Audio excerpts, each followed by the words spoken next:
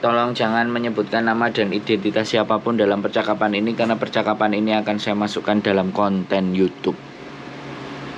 Oh, siap. Bagaimana, Mbak? Ini Mas, saya kerja yang pertama 2 tahun. Itu juga nenek ada stroke, jadi saya suka gendong-gendong. Kalau dia mau ke Ciso saya gendong. Kalau mau tempat tidur saya gendong. Cuman kalau di ruangannya duduk di kursi roda gitu ya. Kemudian efeknya ini maaf ya, saya ini rada nggak sopan bahasanya ya Mas. Dia tuh BAB pernah keluar darah. Dan ternyata kalau saya rambut kayaknya ada ambeien gitu kan. Ambeien? Terus kan betul. Iya. Terus kalau jalan kadang suka gatel. Pokoknya aku habis ngangkat berat gitu. Terus? Itu udah finish, saya nggak pulang karena COVID, saya ganti majikan. Saya kira kerjanya nggak gendong-gendong karena neneknya sih ini jaga nenek lagi ceritanya. Terus? Ternyata dia tuh besar sekali, berat saya kan 55, neneknya 92 kilo. Nah, di rumah memang jalan sendiri. Kalau ke kamar mandi, ke tempat tidur, saya cuma ya bantu-bantu dikit kalau minta diambilin apa. Tapi ternyata kalau ke rumah sakit naiknya bis, saya harus dorong kursi roda itu dari trotoar naik ke bisnya itu kan panjatan ya Mas ya. Nah itu saya harus dorong pakai tenaga, dan kan di bagian kalau naik itu kakinya kita harus mengganjal bagian bawah kursi roda, kalau enggak kan nggak bisa naik kursinya. Nah di situ saya harus pakai kekuatan full. Akhirnya nahan lagi, menekanlah, maka bagian belakang saya mungkin agak keluar dikit gitu ya. Terus sampai beberapa kali yang di majikan ini yang nenek segede gajah udah 1 tahun lebih. Dan di sini saya kan makannya beli sendiri karena saya juga dibohongi teman. Tapi ya udahlah, it's okay lah. Kalau yang penting kerjanya nggak terlalu berat. Cuma saya berat di angkat-angkat dorong nenek, dan setiap hari kan harus jalan-jalan. Itu ada satu tanjakan, kalau di bawah itu nggak rata gitu loh Mas. Jadi kalau turun sih enak, saya agak ringan aja, yang penting jangan sampai lepas pegangan kursi rodanya. Tapi kalau pas naik ini harus tenaga full. Kalau enggak ya nggak bisa naik ke atas lah. Ada satu tanjakan ke atas, harus dia maunya jalan ke situ. Ya udah, daripada ngamuk, udah saya gituin. Terus kemarin saya BAB darah lagi loh Mas. Nah saya lagi mikir, dulu lah di awal-awal bulan saya kan pernah kena COVID di sini. Tenggorokannya kayak kebakar. Pokoknya saya tes sendiri lah, positif. Terus saya ngomong, yang di sini kan ada satu mbok, anaknya itu umur 72, tapi agak-agak gitulah kalau ngomong suka teriak-teriak. Jadi saya nggak terlalu banyak ngomong, tinggal iya manut gitu aja biar sampai finish. Sama nenek yang saya jaga ini. Nah terus pas saya kena COVID, saya ngomong, bahwa ini saya positif. Katanya jawabnya, bukan urusanku, yang penting kamu pakai masker. Pokoknya dia nggak ngasih makan, nggak ngasih masker, nggak ngasih apapun. Jadi saya full pakai uang sendiri, ya udah nggak apa-apa. Terus saya beli obat, saya nanya teman, ini obatnya apa sih ya kalau positif? Terus teman-teman saya pada ngasih tahu kan. Ya udah, akhirnya 2 minggu alhamdulillah saya sembuh. Itu di rumah sambil kerja, sambil minum obat, sambil keriangan. Kalau pas nggak ada kerjaan saya gelar plastik di dekat cucian baju, saya mojok di situ karena pusing banget kan, tenggorokannya sakit. Akhirnya 2 minggu saya sehat, udah saya negatif. Oke. Sekarang saya mikirnya gini loh Mas, ini kan saya sebelum lagi kan tinggi, saya nyari majikan lagi. Lah kalau misalnya saya mau berobat ambeien kan saya udah searching lah. Kalau cuma diolesin di HP itu gak bakal sembuh. Saya pengen di laser. Pertanyaannya, kalau di Hongkong itu mahal nggak ya Mas? Karena kalau di Indonesia itu sekitar 15 juta. Sedangkan saya nggak mau pulang. Saya pengen setelah saya finish ini cari kerja lagi. Terus saya mikirnya gini, kalau selama kerja di majikan ini saya mau berobat ambeien, dia nggak bakal ngasih duit sepeser pun, maaf. Yang kemarin aja saya apa-apa sendiri, bahkan sampai hari ini pokoknya makan sehari 3 kali saya sendiri. Tapi saya udahlah, itu oke lah, nanti saya harus punya punya kertas finish itu aja sih, nanti cari lagi majikan. Ya udah gitu aja ya Mas, gimana baiknya kasih solusi. Makasih Mas. Ya sampean nggak tahu peraturan Hongkong, kalau sampean sakit itu yang nanggung majikan. Tahu. Nah ya kenapa kak diomongin, kalau enggak ya udah kumpulin resitnya, nanti setelah mau finish, sebelum finish bawa ke labor lo semua resitnya. Jangan sampean sudah finish baru bawa ke labor, moyong, nggak ada nilainya. Jadi sampean berobat sendiri apapun sendiri nggak ada masalah, resitnya kumpulin. Oh oke. Jadi seharusnya yang memilihkan dokter, yang memilihkan periksanya itu semuanya majikan. Nah kalau sampean mau ya, sampean minta ngomong ke dia, aku sakit ini karena di sini kerjanya begini. Jadi ada hal-hal yang saya rasakan dalam tubuh saya yang nggak enak dan saya mau periksa. Kalau dia nggak mau, itu bukan urusan saya. Sampean bisa dapat rekamannya, itu keren. Sampean dapat bukti, itu keren. Bukti bahwa majikan tidak memperdulikan sampean atas kesehatannya sampean, itu keren. Kita bawa ke labor, kita kasuskan sebelum sampean finish. Jadi ketika nanti sampean finish kan otomatis ya sampean harus tetap keluar dari tempat majikan itu, tapi kasus sampean kan belum terselesaikan. Dan sampean sudah keluar, itu bagus. Jadi momentum 1 atau 2 bulan sampean udah laporan ke labor. Atau 40 hari ya, 40 hari menjelang sampean tanggalnya finish itu sampean sudah dianggap sebagai finish. Nah, di situ saatnya sampean lapor ke labor. Jadi biar majikan itu tahu bahwa dia itu orang yang harus bertanggung jawab atas penyakit-penyakitnya sampean gitu. Karena pekerjaan yang ada di situ saya enggak ngerti. Sekali lagi kondisi ini enggak ngerti. Tapi saya hanya membaca situasi dan keadaan apa yang sampean sampaikan. Bahwa majikan itu bertanggung jawab atas kalau kita punya sakit. Dan itu tergantung, sekali lagi tergantung dari asuransi yang dibeli. Nah, ambeien apakah ada bagian dari asuransi yang dibeli. Nah, itu berapa, bagaimana dan biayanya. Tetapi intinya adalah ketika sampean sakit di rumah majikan, itu majikan yang bertanggung jawab. Kalau sampean, langkah pertama adalah bagaimana caranya sampean ngomong kalau sampean sakit dan mendapatkan jawaban dia atas penyakit sampean. Nah kayak gitu kan ceritanya. Kalau dia buru-buru, karena kalau dia nginterminate sampean pada saat tahu penyakitnya sampean, itu juga melanggar peraturan. Nah sekarang tinggal bagaimana upaya sampean untuk bisa menuntut majikan tersebut. Itu kalau saran dari saya. Tapi kalau sampean semuanya hanya menerima ikhlas, biarin majikan lenggang kangkung, sampean finish dengan rekod yang baik, ya itu kembali ke diri sampean masing-masing. Kalau saya nggak mau, Mbak. Kalau saya pasti tak ajak perang majikannya. Cuman masalahnya saya bukan yang menjadi korban. Saya nggak ngompori sampean, tapi kan tadi saya ngomong 2 pilihan. Kalau sampean ikhlas itu tidak jadi masalah. Ya mungkin suatu ketika keyakinannya sampean Gusti Allah sing ngarepe bales, tapi ini bukan langsung diarahkan ke Gusti Allah. Masih ada effort dan usaha yang harus kita lakukan. Jadi kurang 40 hari sampean masuk ke labor, tahanin, dia dapat surat dari labor. Pokoknya kalau finish tetap finish. Kalau setelah 40 hari terlewati ya, 40 hari terlewati, artinya 39 hari atau 20 hari atau 25 hari dia mengeluarkan sampean, itu statusnya sudah bisa disebut sebagai finish. Tapi kasus itu kan tetap jalan. Gitu loh. Oke. Aku udah tanya. Silakan. Gini, kalau saya sekarang nggak berani minta atau nanya, saya udah sakit gini-gini gimana, saya takutnya langsung di terminate. Kalau misalnya saya periksa sendiri, itu rutin saya kumpulin, pas mau finish saya kasihin, saya minta ganti rugi, terus nanti saya tambah rekam juga. Kalau kayak gitu gimana Mas? Saya nanti cari majikan lagi biar nggak pulang Indo maksudnya.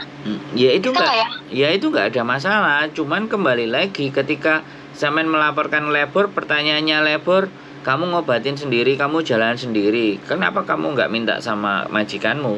kenapa kamu nggak ngomong sama majikanmu, saya takut, saya gini gini gini. Nah itu tidak dapat diterima alasan tersebut sama labor. Nah kalau sampean mau nuntutnya ya menjelang finish 40 hari. Oh, Saya tadi bilang jadi 40 hari menjelang finish itu sampean udah dianggap finish. 39 hari, 37 hari, 38 hari menjelang tanggal finish sampean, tanggal visa sampean habis itu sampean sudah dianggap finish. Jadi kalau dia mau ngeluarkan di tanggal-tanggal itu gara-gara sampean sakit, lebih enak lagi buktikan.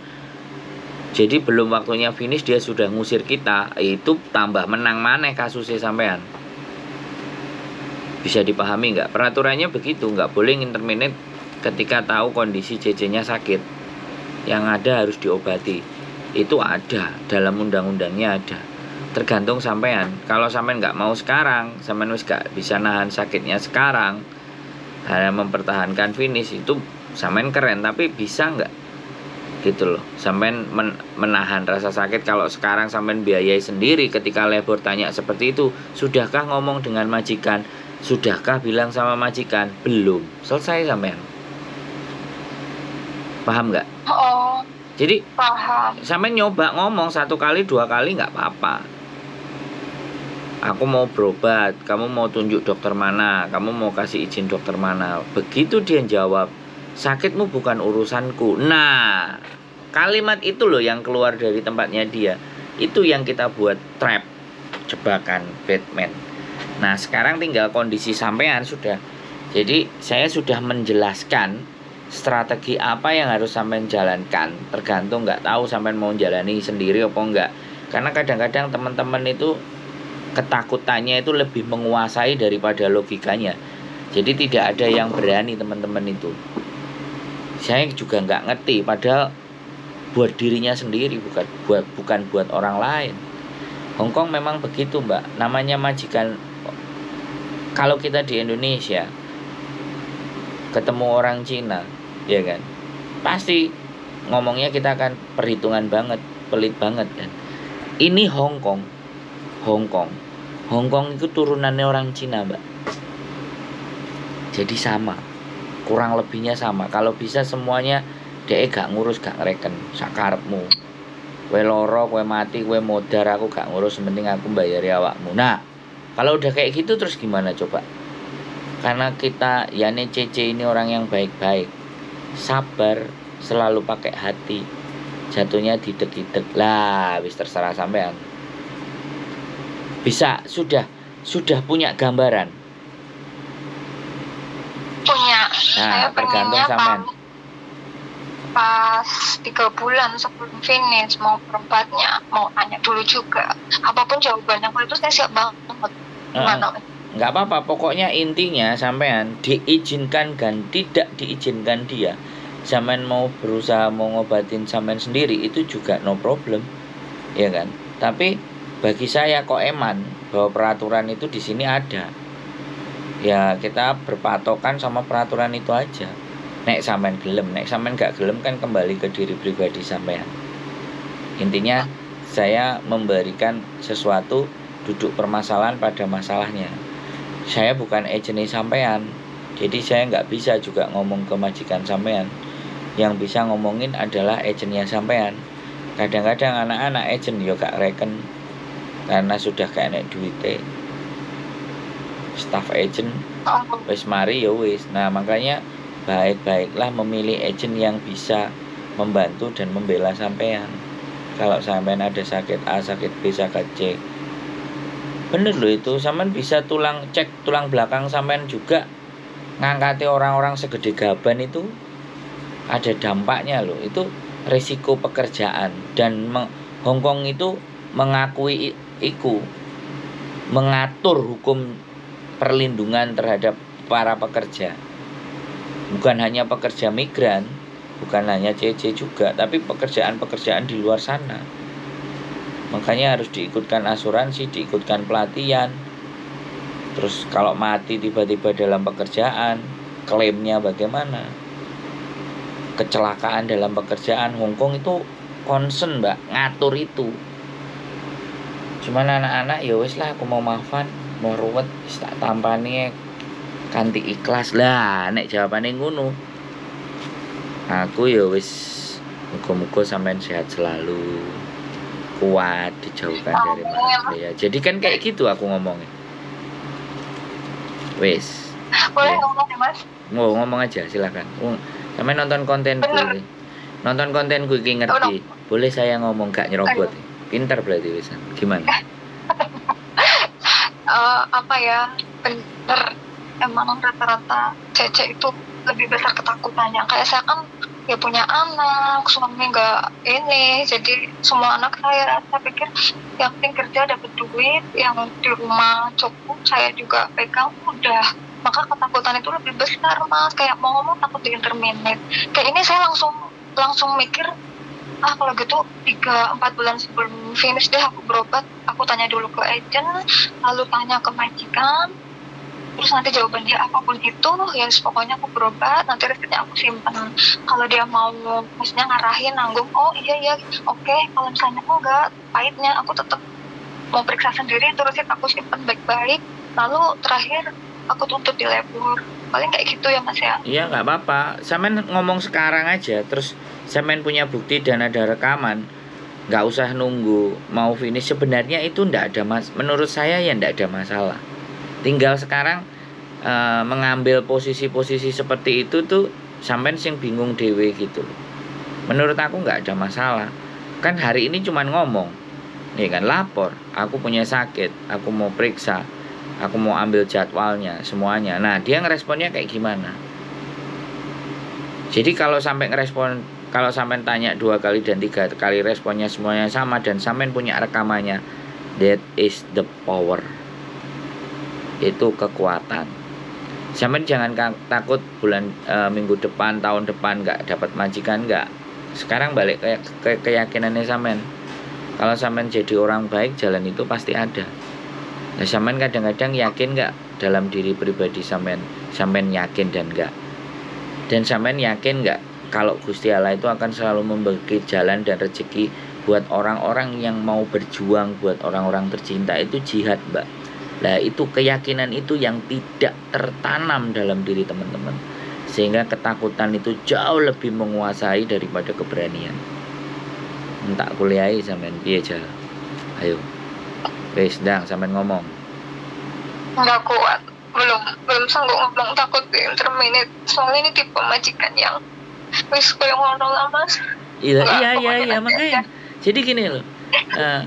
Sampean nggak benar-benar yakin di mana Gusti Allah itu ada di samping sampean dan akan membantu. Sampean itu tidak yakin dengan itu.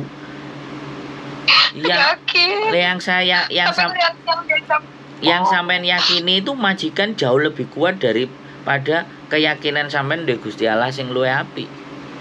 Nah, ini sebenarnya sesuatu yang menurut saya benar-benar harus dirubah di mindsetnya teman-teman gitu.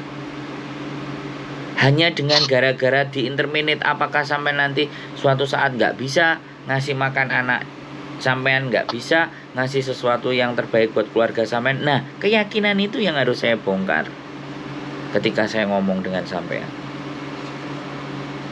Berkasus itu bukan berarti masa depan kita itu suram, bukan itu.